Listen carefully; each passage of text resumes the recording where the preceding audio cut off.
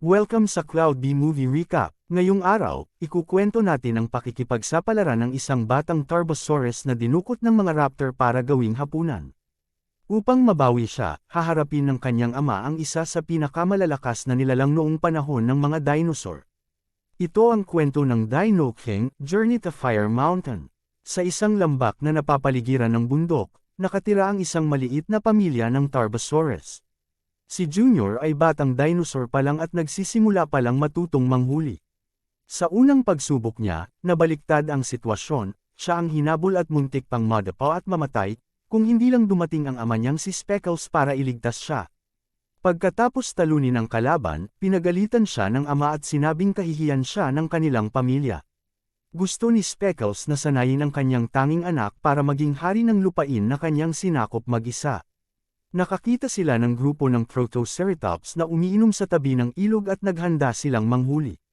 Habang tumatakbo si Speckles para sa prey, pumwesto si Junior upang salubungin ito. Ngunit nang dumating ang Protoceratops, natakot si Junior at nahulog sa tubig.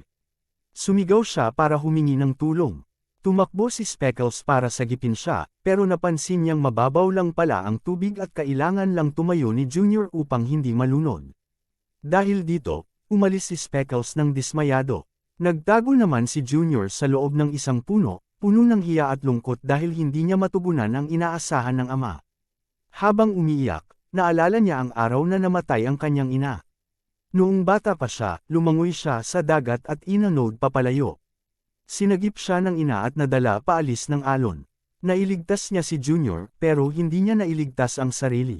Simula noon, araw-araw siyang namimiss ni Junior, at lalo na ni Speckles dahil hindi niya alam kung paano palakihin ang anak ng mag-isa. Hinahanap ni Speckles ang anak at nakita nilang may bulalakaw na bumagsak sa lupa. Natakot si Junior sa pagsabog, at sinabi ni Speckles na kakailanganin nilang humanap ng bagong tirahan. Gusto ni Junior manatili na lang, pero ipinaliwanag ng kanyang ama na magiging ligtas nga siya, pero mawawala naman sa kanya ang magagandang karanasan sa buhay.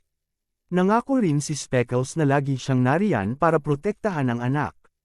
Kinabukasan, nagising si Junior na determinado nang ipagmalaki siya ng ama. Sinugod niya ang isang Pachycephalosaurus na umiinom sa ilog, pero mabilis itong nakaiwas at tumakbo. Biglang dumating ang grupo ng raptors at dinakip si Junior, sumigaw siya para sa kanyang ama at tumakbo si Speckles para iligtas siya. Ngunit mabilis at maliksi ang raptors, kaya mabilis silang nakalayo habang dalawang raptor ang umatake kay Speckles sa tulay. Nahulog si Speckles sa ilog at nawalan ng malay, pero mabilis din siyang nagising dahil kailangan niyang sagipin ang anak. Sa kasamaang palad, pagdating niya sa pampang, nawala na ang raptors kasama si Junior.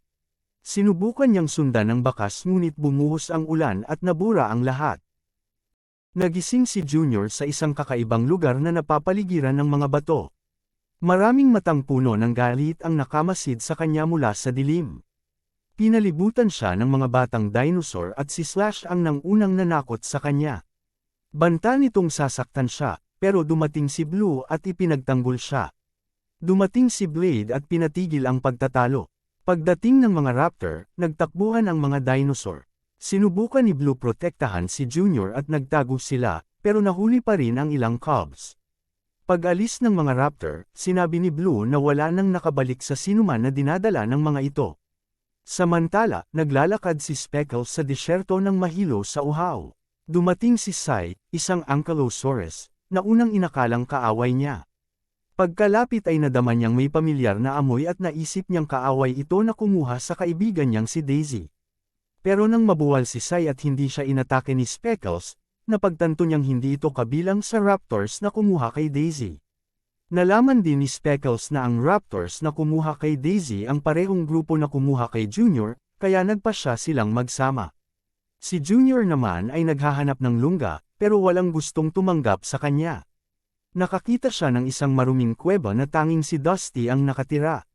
Sadyang pinananatiling marumi ni Dusty ang lugar upang hindi siya lapitan ng mga raptor. Dumating si Blue at tinanong si Junior kung bakit siya naroon. Sinabi niyang kailangan niya lang magtago hanggat hindi siya sinusundo ng ama. Patungo sa Fire Mountain, napadpad sina Speckles at Sai sa isang bangin at inatake sila ng higanteng alakdan. Hindi tinablan si Sai dahil sa kanyang armor, pero nasugatan si Speckles at nalason. Pagkatapos nilang makaligtas, halos hindi na makalakad si Speckles. Sa huli, nahulog sila sa isang butas sa lupa at nawala ng malay si Sai.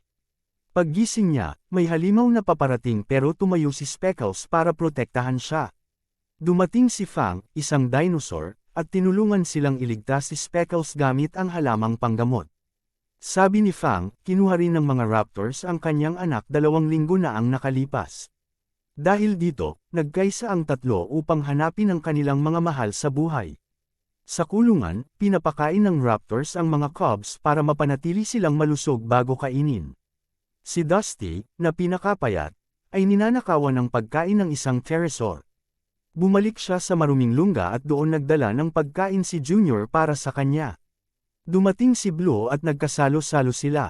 Tinuruan ni Blue ang 2 kaibigan na gumamit ng buntot para manghampas ng bato bilang proteksyon. Sinubukan muna ni Dusty ngunit hindi siya nagtagumpay.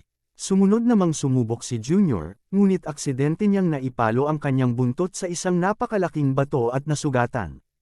Biglang may lumitaw na isang raptor sa tabi nila at inutusan si Dusty na sumama sa kanya. Sinubukan ni Blue na pigilan ang pagkakadala sa kanyang kaibigan, ngunit hinila siya pabalik ni Blade dahil wala na silang magagawa. Nang gabing iyon, nanaginip si Junior tungkol sa araw na siya ay nalunod at humihingi ng tulong sa kanyang ina. Ngunit sa panaginip niya, si Dusty ang nakita niyang umiiyak at humihingi ng saklolo sa kanyang kaibigan. Kinabukasan, dumating si Dasunga upang nakawin ang pagkain. Nahuli siya ni Junior at nangakong ibibigay ang lahat ng kanyang pagkain kapalit ng impormasyon. Sinabi nito na sa likod ng mga batong iyon ay may bundok ng apoy at sa loob nito ay may isang demonyong halimaw na kakagising pa lamang. Sa ngayon ay hindi pa ito makalabas. Ngunit habang lumalakas ang apoy, lalo ring lumalakas ang halimaw. Ang mga raptor ay mga utusan lamang na nagdadala ng pagkain sa 3 anak ng halimaw na kasing pangit niya. Nang marinig ito, nakaramdam ng matinding pagsisisi si Junior dahil hindi niya nailigtas ang kanyang kaibigan, kaya sumali siya sa iba sa paggawa ng plano ng pagtakas. Natatakot si Slash na harapin ang mga raptor at nagbantang aatakihin si Junior nang tawagin siyang duwag. Ngunit pinigilan siya ni Blade at inutusang lubayan ang baguhan. Matapos maglakad ng maraming oras sa gitna ng disyerto, sa wakas ay nakakita ang tatlo ng isang lawa at nakabawi ng lakas. Habang umiinom sila ng tubig, nakita nila ang isang pamilyang Brachiosaurus na inaatake ng malaking grupo ng Carnotaurus na nagnanakaw ng kanilang mga itlog. Nang marinig ang desperadong iyak ng mga ina, nagpasya si Fang na tumulong at inatake ang mga mandaragit. Matapos makuha ang itlog, ibinalik ito ni Speckles sa ina at lubos na nagpasalamat. Pinalibutan ng mga Carnotaurus si Fang at napabagsak siya, ngunit dumating si Speckles sa tamang oras upang iligtas ang kanyang kaibigan. Sumali rin si Sai at ginamit ang kanyang malakas na buntot upang pabagsakin ang mga kalaban. Nang mapagtanto ng mga Carnotaurus na sila ay mas marami, tumakas sila. Nagpatuloy ang tatlo sa kanilang paglalakbay. Samantala, habang binubuo ni Junior ang plano ng pagtakas, napansin niyang palaging may 3 bantay sa labasan. Ibinahagi ni Blade ang isang estratehiyang sigurado raw na magtatagumpay. Nang gabing iyon, naghintay sila ng senyales mula kay Dasunga, na matapos matanggap ang bayad ay nagbalitang natutulog ang isa sa mga bantay.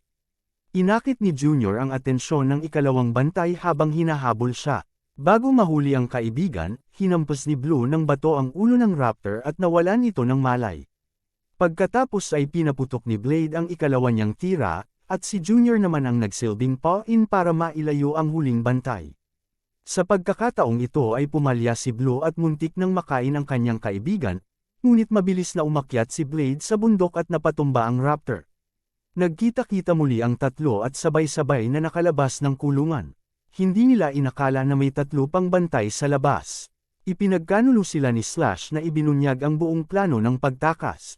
Kahit napapaligiran, patuloy pa rin silang tumakbo at tumakas sa mga bunganga ng bulkan. Nagtago si Blade habang patuloy na tumatakbo ang kanyang mga kaibigan. Di naglaon, napadpad sina Blue at Junior sa isang dead end na may lava at napalibutan sila ng mga raptors. Tinanong sila kung nasaan ang ikatlong tumakas, ngunit tumanggi si Junior na sabihin ang kinaroroonan ng kaibigan kahit nanganganib ang kanyang buhay. Ikinulong sila at itinakdang gawing pagkain kinabukasan. Kinabukasan, napagtanto ni Sai sa pamamagitan ng kanyang pangamoy na malapit na siya sa pinagtataguan ng mga raptor. Narinig ng tatlo ang sigaw ng isang pterosaur na pinarurusahan dahil tumulong ito sa pagtakas ng mga bata. Ginamit ni Sai ang sarili bilang pain upang mailayo ang mga mandaragit, at sinamantala iyon ni Dasunga upang makatakas. Hinabol ng mga raptor ang Ankylosaurus at napalibutan ito, ngunit biglang dumating ang mga Tarbosaurus at nahuli ang isang raptor. Matapos ang pagtatanong, nalaman ni Speckles ang lokasyon ng kulungan at hinayaan si Sai na magpasya sa kapalaran ng kalaban. Sa wakas, naipaghiganti ni Sai ang kaibigang si Daisy at itinulak ang raptor sa bangin gamit ang kanyang buntot. Habang bumababa sila sa bangin, lumakas ang pagyanig dulot ng bulkan. Sinubukan nilang umiwas sa mga batong nahuhulog, ngunit nabarahan ang daan. Sinubukan ni Fang at Speckles na itulak ang mga bato ngunit hindi gumalaw. Biglang dumating ang mga Brachiosaurus at ginamit ang kanilang malalaking paa upang wasakin ang mga bato bilang pasasalamat sa pagtulong sa kanila noon. Ang susunod na hamon ay ang pagharap sa 12-dosenang raptor sa kabilang panig. Ginamit ni Speckles ang kanyang matutulis na ngipin upang sunggaban ang mga kalaban, habang inaatake naman ni Sai ang mga ito gamit ang buntot. Nang luminis ang labasan, tumakbo si Blade upang balaan ang iba at iligtas ang kanyang mga kaibigan. Habang tumatakas ang mga bata, bumuka ang lupa dahil sa lindol at may mga naiwan. Sumigaw sina Fang at Speckles sa pangalan ng kanilang anak, ngunit napunta ito sa ibang daan. Plano nilang tumawid sa ilog at pumasok sa kuweba upang hanapin si Dusty. Ngunit naabutan sila ni Slash na may kasamang dalawang raptor. Napatumba ni Blade ang isa, ngunit kapwa sila nahulog sa lava kasama si Slash. Isang raptor na lamang ang natira, at muntik na nitong kainin si Blade, ngunit bumalik sina Blue at Junior upang tulungan siya. Sa huli, nahulog ang lahat sa lava. Nagpatuloy sila patungo sa ilog. Nang harapin ni Junior ang malakas na agos, naalala niya ang mga salita ng kanyang ama at nagpasyang hindi na magiging duwag. Tumalon sila sa tubig at lumusot sa ilalim ng mga bato patungo sa kuweba. Doon nila natagpuan si Dusty na buhay, ngunit lumitaw ang tatlong halimaw na mutant. Dumating ang mga magulang at nailigtas ang mga bata. Sa huli, matapos ang matinding laban at sakripisyo ni Speckles, nagising si Junior at pinuri siya ng kanyang ama sa kanyang katapangan. Nakaligtas silang lahat at nakatakas mula sa bulkan.